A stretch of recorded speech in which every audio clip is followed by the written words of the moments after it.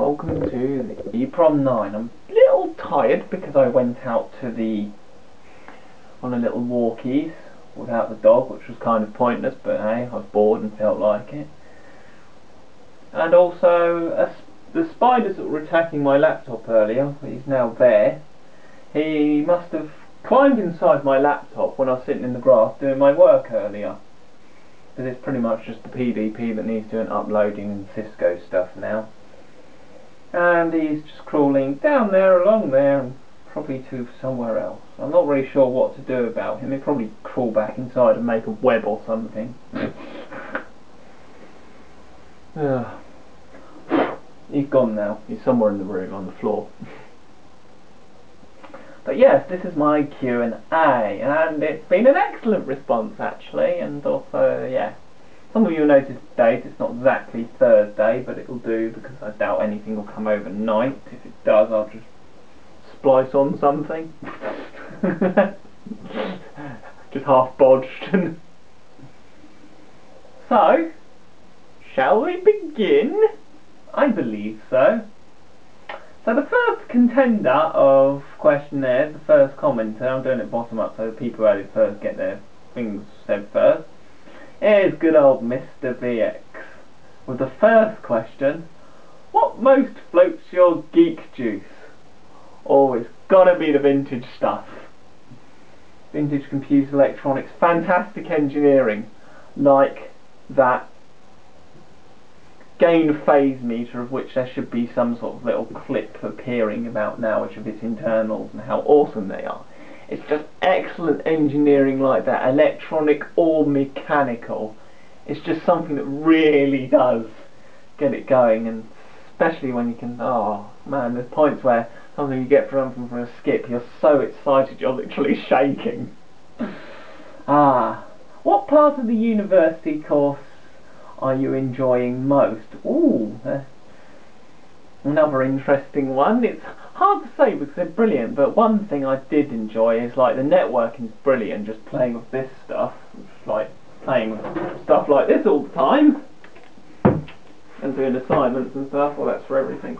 But also another one which was really enjoyable was the communications and engineering, which is essentially logic gates and getting into nitty-gritty hardware, which was quite fascinating, and doing assembly language programming on a program called Jasper. Also, you've got things like the programming, which were brilliant because I come from being absolutely shite at programming to competent, as I shall demonstrate with some programs I actually made in class. I'm not going to cheat and do the one that I did out of the manual, so let's do the for loop, for example. So for loop .hba. There we go, and it works as it should. The numbers come down, and I'm doing remarkably well. What do you hope to do after uni? Get a job, get a nice cushy job doing some sort of building and designing computer networks, hopefully with CSC or something like that, and massive data center, that'd be awesome, and with enough wage to live quite comfortably and go on holiday and stuff, because I do love my holidays. And then of course, damn, too many serious questions. Okay, and this is in traditional Mr. VX style. What is it like to be an inspiration to so many animals with their hairstyles? It feels fantastic. It feels absolutely goddamn brilliant. Being an inspiration for absolutely anything is always good. Now we go on to Oat Dwarf UK. I think it's Oat or something like that. What do you think of the British video game industry? I support it because it's my home, it's centred in my home. But I don't know a huge amount of what it's doing lately. You're very cut off from the real world in here, you really are. Have you ever played Carmageddon? No, but I have heard of it and seen a few reviews of it from LGR, and it does look absolutely bloody insane. Are you excited about the new Carmageddon on Kickstarter? I didn't even know about that till it was mentioned here. When you get the Raspberry Pi, what will you do with it besides watch porn? Well, of course, everyone's got to use their computers to watch porn. Maybe I ought to try and program some 8-bit porn on one of these. That'd be quite funny. That would definitely get a YouTube video. I'm not sure it would really be Wanksworth material though. Wankworthy. I'm not sure. What's a better word? Wankworthy or Wanksworth? You decide on that one. The main plan is to essentially use it in conjunction with equipment such as this to build little mini networks and have them host have them run as servers and set them up, so essentially practice for my course and stuff like that. On make little file servers, email servers, maybe some game host servers, and do an online LAN party or something. Because what is it? The game which is called Unreal Tournament or something, that runs on the Raspberry Pi, so there'll probably be a download for that somewhere. So do a little LAN party on that, which will probably consist of me and my brother. I might be able to source other people, it depends. But the general plan is to use them as like miniature servers. I want to try and get hold of several. I might even try and virtual machine some, see if they have the power behind them to be virtualized. Because they make excellent little servers, because you can just hide them away on top of this, and not only is it low power, but also low price, so they're easy to get hold of. Low power, so I don't get mum moaning at me for the electric bill, and also they're open source, they allow development, so you can add to them. That's the general plan for the Raspberry Pi, when I actually manage to get some, when they actually are selling at a reasonable rate. And then we go on to Mark Vergier. What made you interested in electronics and technology? I've always kind of had the interest of wondering how things work. I've always kind of wondered. I mean, when I was a toddler, I literally, it was like, it was my kids' headphones, I played with them, it's like, I can figure out how to dismantle these. But then I went to my dad's expensive Sony headphones, which were of pretty much an identical design to my kiddies' headphones. So what did I do? Well, I wondered what was inside them. So I disassembled them. My dad came up the stairs into their room to find me sitting there with bits of the headphones scattered around me. But the one thing that really did spark off the hoarding of electronics, if you want to say, is, but now I don't so much hoard absolutely everything, was one day I was given like the circuit board out of a bike speedometer. I don't have any pictures of it, I'll try and stick up a drawing of it, which will probably be incredibly bad. Or it was from a watch. I think it was a speedometer, but it could also be a watch. I was told it was a speedometer, but who knows. And well, after that, I just started disassembling everything. And once family and friends know you're after their busted junk, you get flooded with absolutely bloody everything under the home appliance brackets. Literally. Insaneness. Now we go to Spoof, who's done it in 2 parts because they had a later one, so we'll start from number 1. If you went for a job that you really wanted, whilst in the formal interview, how would you respond to the request, tell me about yourself? That is an interesting one, because summing up oneself is not an easy task. I mean, yeah, you could go through the usual, like, I'm intelligent, I'm bloody determined. It's an interesting one, and definitely one that provokes more thought for if you ever do get asked that. Because it's probably not really an improvisational type question that you can come up to an answer with. But I suppose from that you can also kind of gauge the reaction to the person. But yeah, I would probably go about telling them about my achievements, my hobbies, what I do. Try not to sound absolutely like big-headed or anything, because that's not good. Although that's difficult when telling someone about your achievements. But yeah, you'd want to probably go the route of like hobbies, stuff you've done, education, stuff like that, for your personal things maybe.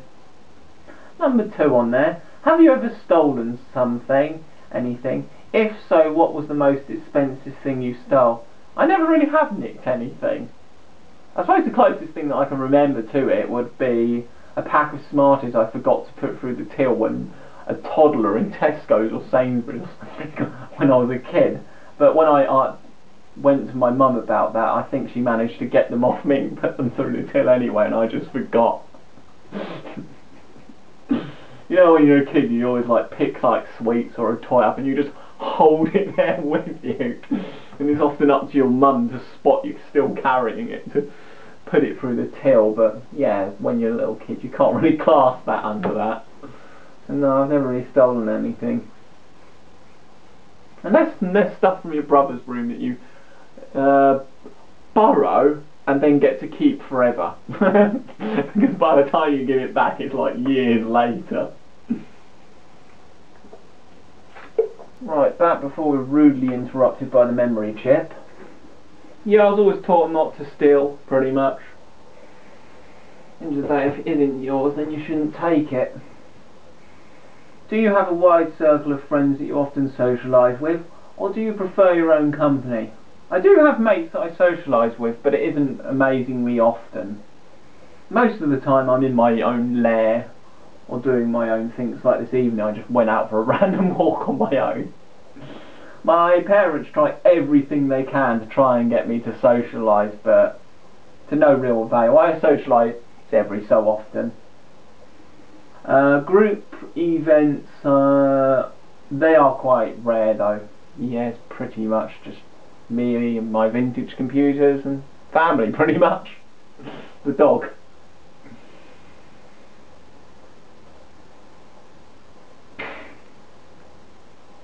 I'm not a huge social creature when it comes to it, and it's just like clubbing's alright every so often, although I do find, unless if I get absolutely rat-assed, I get bored out my fucking head. Unless you manage to pick up someone hot to dance with and do the sexy sexy dance, I like is that. But I think they get a bit scared off when they feel hard, well, you know what, prodding them every so often from the sexy sexy dance, and then they soon disappear off into the darkness of the club.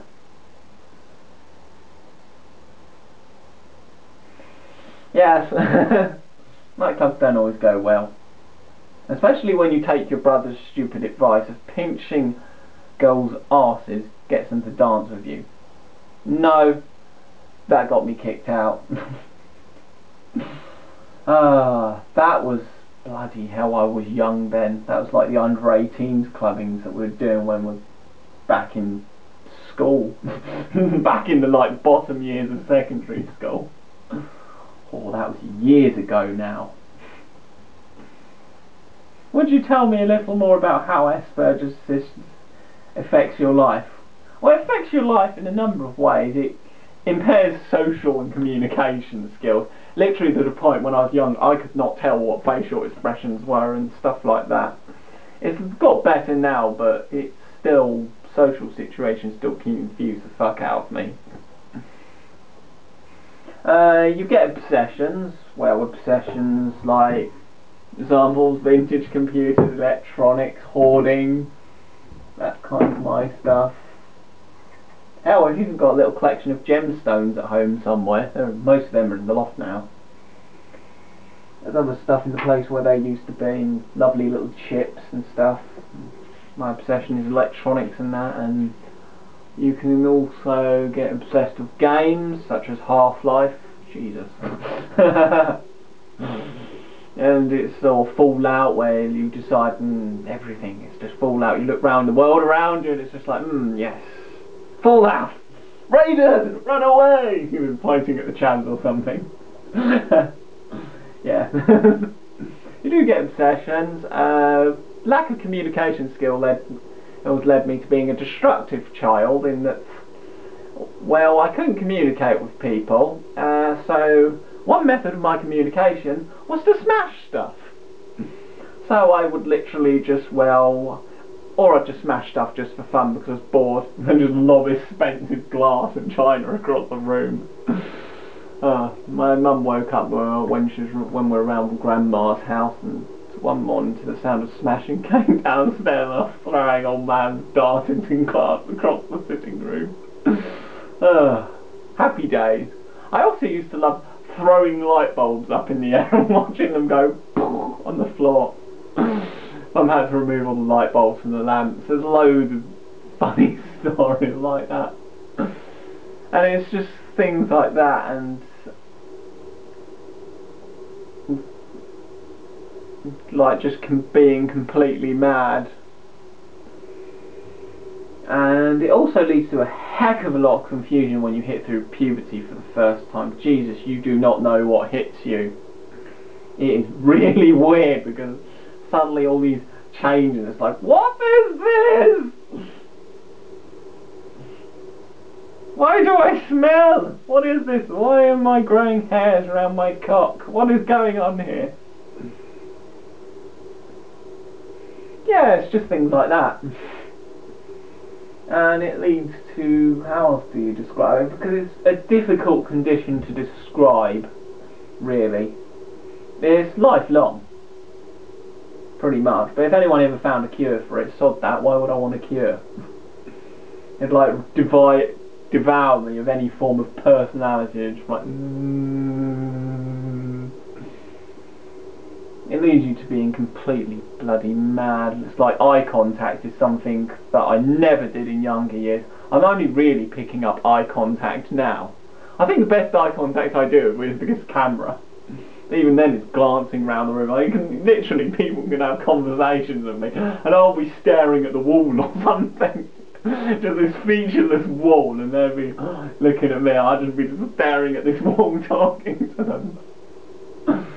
It leads to learning difficulties, although I've done pretty well there. When you have the proper support, there is no reason whatsoever for you not to achieve your goals.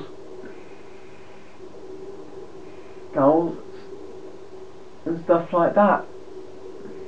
Don't let things like learning difficulties and that stop you. Yeah, you do get... That's just covers it at a very basic level, really. Difficult to do fully.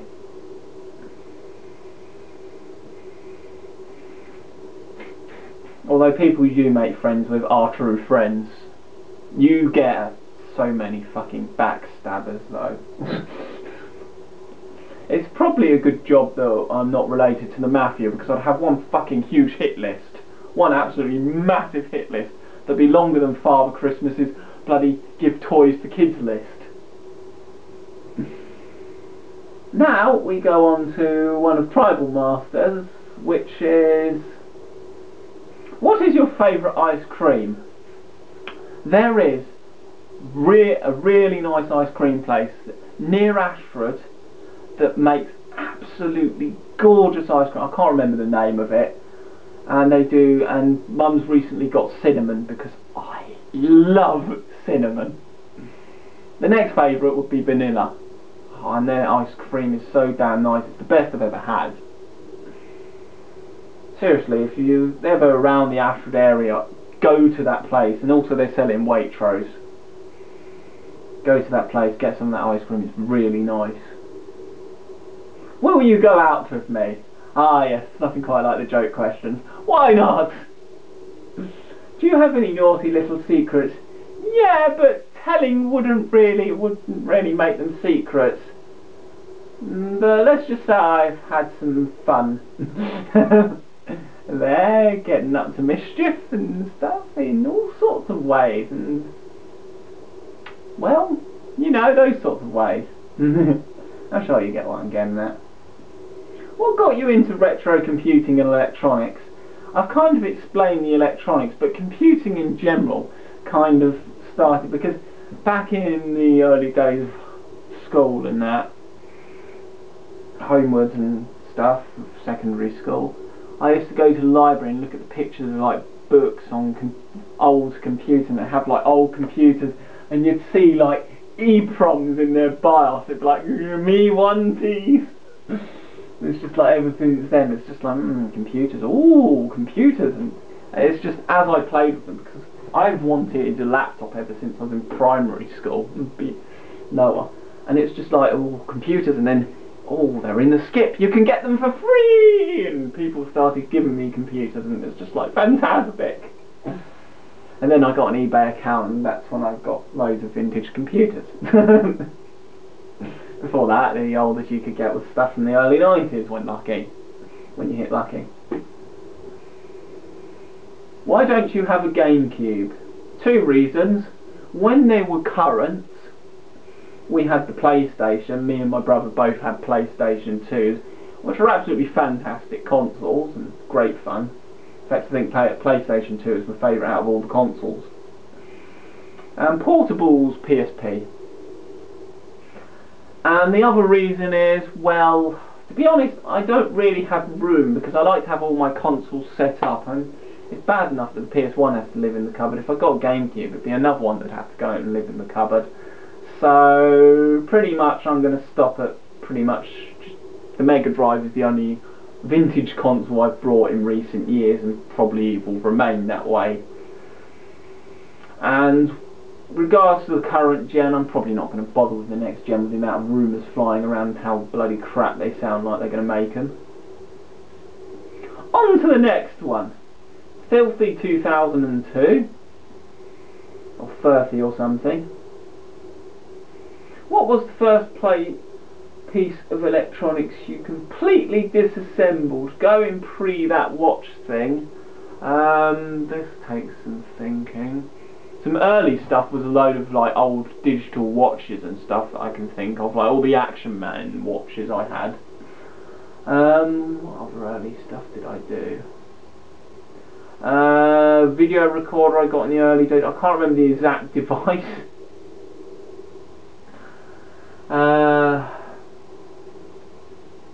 What else was there? Oh god. Mum's old analog mobile phone which had a little EEPROM in. Oh, that was brilliant.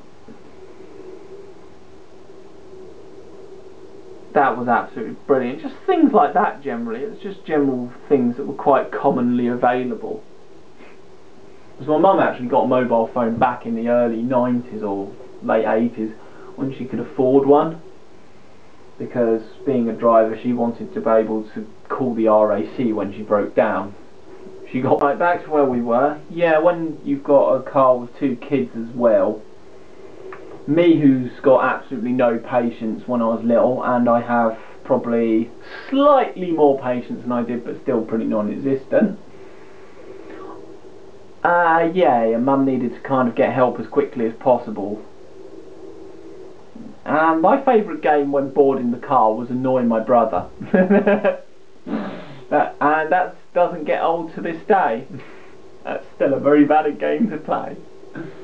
The favourite one that used to really piss him off was what I called the annoying teddy bear. Maybe I'll fill you in on what that is in a future vlog.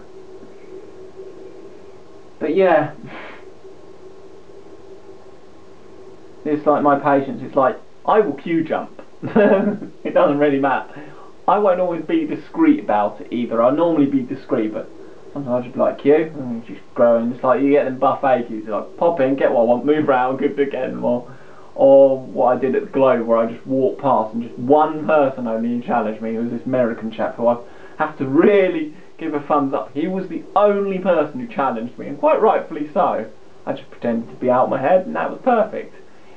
That, pretending to be out your head, like completely oblivious to everything around you, is the absolute best scapegoat to get yourself out of shit ever. Seriously, I highly recommend it. If you're in a bad situation where you don't know what to do, just pretend you're completely oblivious to absolutely everything. You don't know what's going on, and you'll be fine. It's worked so far. Hopefully no one ever clocks on. Because if they do, I'm screwed. It's a good job I'm fast runner if they do. Are you going to play Expo? I don't know what it is, but it might be worth checking out to see. Do you think the Raspberry Pi will be successful as an education tool, or will it become another hobbyist toy? It will certainly be a hobbyist toy, but it certainly has the potential to become an educational tool. But they really need to sort out that manufacturing so everyone can buy it. A lot of tutors here at the uni want to get hold of it. One of them wants to have it packet sniffing, so like access people's Facebook and that over the Wi-Fi. That'd be good to see, because they're into security. So where are we? We're on to Ego Shredder now. If you could travel back in time, which year of electronics and computing would you choose? Probably the early 80s, when like home computing was really kicking off. I reckon it'd be brilliant to see that firsthand. Just seeing Spectrums and stuff in the shops and BBC Bs. Fantastic. Be a most wonderful thing to do.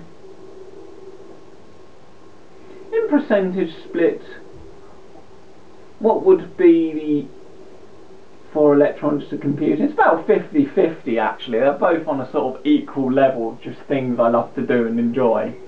They're my two main hobbies over everything else I do. What is the most beautiful, elegantly designed tech-wise component you have ever seen? I have to say that Gain Phase Meter certainly hits into the top list. What other things I can think of? These have some wonderful construction. I've also seen some fantastic mechanical mechanisms. That's a point.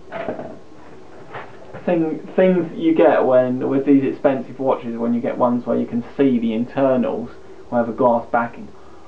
Fantastic mechanisms they put in these expensive watches. It's like loads of rubies and stuff in there. It's absolutely beautiful. Any sort of basically well-designed device like expensive watches or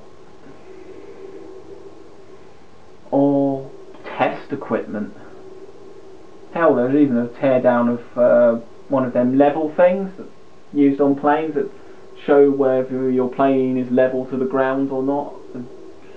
What they called? I can't remember what they called. Some gyroscopy thing. That's what's inside them. They did tear down that. That was absolutely beautiful.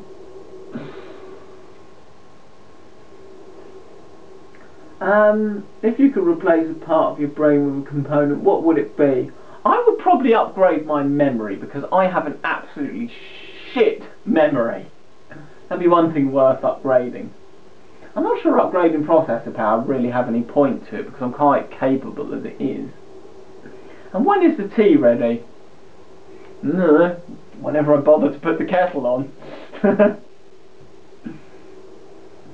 Now on to Zopiclona Ball or something like that. I can't read that. I'm hopeless at reading people's YouTube names. What's your favourite video computer game ever? I'll put it into top 3 actually. Portal, Half-Life and Turrican. I've discussed pretty much most of those in great detail before, so I'll save you the boredom of that again. But all fantastic games. How did you find your first day of exams? Easy, difficult, so-so. Well, I wouldn't say it's easy, but nor is it impossible, but the programming was way within my grasp and task. There was only one question that foxed me, but I did manage to figure it out. So all in all, I reckon I've done well in that exam, which is good. Do you believe the Earth is being observed by extraterrestrial biological entities, aliens, at this moment in time? It's an interesting debate. While there's bound to be life out there somewhere in the universe, intelligent life is pretty much guaranteed as well. I'm not so certain that it's necessarily visited Earth. I mean, yeah, you get all the rumours and conspiracies are always quite interesting. I always find them quite fascinating. But whether they've been to Earth or whether they're just essentially, whether the government just uses the extraterrestrial thing as a thing to hide experimental spy plane technology is probably more likely, where it's like, everyone seems to think it's aliens. Right, let's hype out some fake police reports and so on. So they keep thinking that because we don't want the enemy clocking onto our experimental spy plane technology or ICBM technology or whatever else they're working on. Can I have your laptop? Not really, because I kind of need it. Are you worried about tribal masters coming on to you? No. Don't see why I should be. DJ Creakley or something. Something. What is the very first video game you ever played in your life that you can remember? I have a lot of education titles, but I can't remember most of them. But one of the first was Maths Workshop, which had this monkey which did bowling. It was absolutely fantastic game. When you got the answers right, you'd be rewarded with this fantastic animation of the monkey gorilla bowling this ball to these skettles and do all these comical activities to try and survive. Another thing that grabs my attention on that would be my Microsoft Arcade compilation that I have with like games like Battlezone and Centipede and Tempest and Missile Command, where I always saw the cities as the houses on our neighbourhood and you're saving them from being bombed. And the other one on there is Tempest. I don't think I mentioned that one, or I have, or something. They were really the first games we played before the PlayStation, and that came into existence of the Life and Game Boy. Where were we? DJ Quickly, wasn't it? I know mine was... that's part of the question. I know mine is Space Invaders. A corner shop had one that we all crowd in and play. Yes, arcades in the 90s, they were too damn expensive. Yeah, the games were fun for 5 minutes, but they're normally too bloody difficult and too expensive, really, to extensively play. It's hard enough just trying to coax a pound out mum, because I think she just thought, oh god, they just want to waste money on them things. And Mr. Benway says, I love the dog. Wait, where is the dog? He's at home. I don't know how many of my videos you've watched, but now I'm at uni, so... And they have a stupid no pets rule. And no matter how much I plead, my parents won't let me take the dog up here for a week. I'd love to have the dog staying with me. It'd keep me warm when the heating dies. And Games Bloke added, which is the last of the questions, favourite food or snack when playing games? I don't really find snacks while playing the games really work because your hands are kind of already occupied on the controller. But one thing I always love to have when playing Half-Life 1 Surface Tension is pineapple. Every time I have play Surface Tension on Half-Life, I love to have pineapple. It may seem like an odd combination, but it is the perfect combination. What video game do you dislike or hate the most? I don't so much have ones that I hate or really dislike. There's ones that I reckon that are rubbish, like continued releases of FIFA series and sports series. But I don't really have any particular games I hate. I suppose the closest you could come to dislike or hate would be anything Pokemon.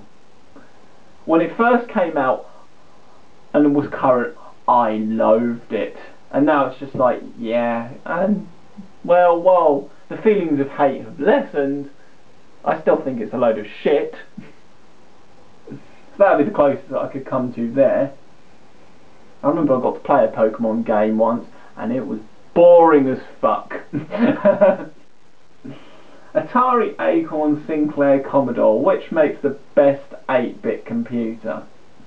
I'm sure most of you can guess what I'm going to say here, so we'll wait a moment, see which ones you get this right. the ones which decide to... Right, back to where we were. We were waiting for my reply on which makes the best 8-bit computer, weren't we? Acorn! You've just got to love the Electron and BBC B. I mean, yeah, they all have their claims to why they would be. So you've got things like the Atari, which was originally released in the late 70s and was an exceptionally powerful computer for the time, and actually had a very long life too, leading all the way up to the XE system, if I remember correctly. You have Sinclair, who came out with the Spectrum, which is an absolute classic and was a fantastic gaming system, and the Commodore 64, which has a similar sort of reason to the Spectrum. They all have their claims to fame, but my personal would be Acorn out of them four. Would you ever consider shaving your hair off for fun, fashion or reasons? Not at the moment, but I can guarantee you there are people watching this right now who'd love to see me get a shaver and go guaranteed, but maybe if I end up with a bald patch I might, but don't know until that happens really. But not at the moment. It does need another trim. It is getting a bit out of hand again. Favourite cheese? Oh yes, cheese. I do love my cheese. But which one's the favourite? I do love a bit of Wensleydale. What's the... mozzarella. Mozzarella's my favourite. That goes well on absolutely just about everything. It is a fantastic cheese. Thinking about mozzarella is making me want a pasta. It looks like I might do some midnight shopping. Sweet, savoury or both? Probably more sweet, to be honest, because I prefer biscuits and cakes and that to pies and stuff. I'm not a big fan of pie. I do like homemade one though. Samurai Aaron. Marry or kill? To be frankly honest, I don't really... Battery just ran out. That needs to go on charge. The charger is floating around here somewhere. I'll find it later. But yes, that just about concludes the Q&A. So I have to say a big thank you to all those who took part and asked questions, silly and serious. Because it's always fun when people take part in these sort of interactive things. I'm still deciding on what to do for the competition. At least I've got a prize. The book thing. So yes. Oh yeah, funny. Do you have any naughty little secrets? Yeah, we all do. Why not? That's a brilliant one. Maybe in another video I might say. Maybe. There's a few stories that I could say of things I've gotten up to. But yeah, I'm going to leave it there. And... well, my feet are tired. Had a lovely sunbathe earlier, just kind of laid in the sun. Laptop, perfect. Husky Hunters, perfect. But yeah, thanks for watching, and I hope you enjoyed the Q&A answers. Now to get this compiled and uploaded. Well, it's not really long and tedious, just like bang them into the compile video editor, compile, done. See you in the next video.